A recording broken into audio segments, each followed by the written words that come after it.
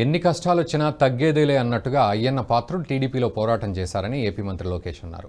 తాను రాజకీయాలు చూసి పెరిగిన వాడినని, యువకుడిగా ఉన్నప్పుడు అసెంబ్లీలో హుందాతనాన్ని బయట నుంచి చూశానని, గత అసెంబ్లీలో మాత్రం సభా సంప్రదాయాలు కాలరాశారని గుర్తు చేశారు. అయ్యన్న లాంటి వారి లీడర్షిప్ సభకు ఎంతో అవసరమన్నారు. ప్రజల సమస్యల పరిష్కారానికి కృషి చేయాలని కోరారు. ముఖ్యమంత్రి గారు ప్రతిపక్ష నేత హోరాహోరీగా చర్చలు చేశారు. యువకులుగా మేమందరం చూసేవాళ్ళం. హుందాతనంగా సభ జరిగేది. ఎవరన్నా స్పీడ్గా మాట్లాడినా రెండో రోజు సభకొచ్చి కొంచెం స్పీడ్గా మాట్లాడడం, క్షమించండి అని కూడా కోరిన రోజులు అందరం చూసాం. కానీ గత 5 సంవత్సరాలు అన్నీ లేకుండా పోయినాయి.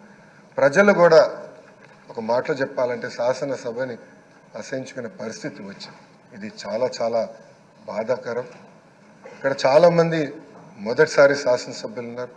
మీ నాయకత్వంలో నేర్చుకునేదానికి మేము ఈ హౌస్కి వచ్చాం. సభ సాంప్రదాయాలు ఏంటి, ఎలా ముందలు తీసుకెళ్ళనేది మీరు మమ్మల్ని అందరినీ గైడ్ చేయండి. యంగ్స్టర్స్గా గతంలో ఎట్లయితే సభ జరిగేదో, పెద్దలు ఎలా ఈ సభని నిర్వహించారో నేర్చుకోవాలన్న ఆలోచనతో మేమందరం ఇక్కడికి వచ్చాం. మీ ప్రోత్సాహం ఎప్పుడు మాకు ఉండాలని మిమ్మల్ని అందరినీ, అధ్యక్షుల వారిని నేను కోరుతున్నాను. అంతేకాకుండా మాకు నాయకత్వం అందించండి, లీడర్షిప్ ఇవ్వండి. హౌస్ని ఈ వీడియో మీకు నచ్చినట్టయితే లైక్ చేయండి, 10 మందికి షేర్ చేయండి. అలాగే కామెంట్ల రూపంలో మీ అభిప్రాయాలను మాతో పంచుకోండి. Nationalist hub group of channels ను సబ్స్క్రైబ్ చేసుకుని తెలుగునాట జాతీయవాద జర్నలిజాన్ని ప్రోత్సహించండి. ఈ వీడియో కింద ఉన్న బెల్ ఐకాన్ పై క్లిక్ చేయడం మర్చిపోవద్దు.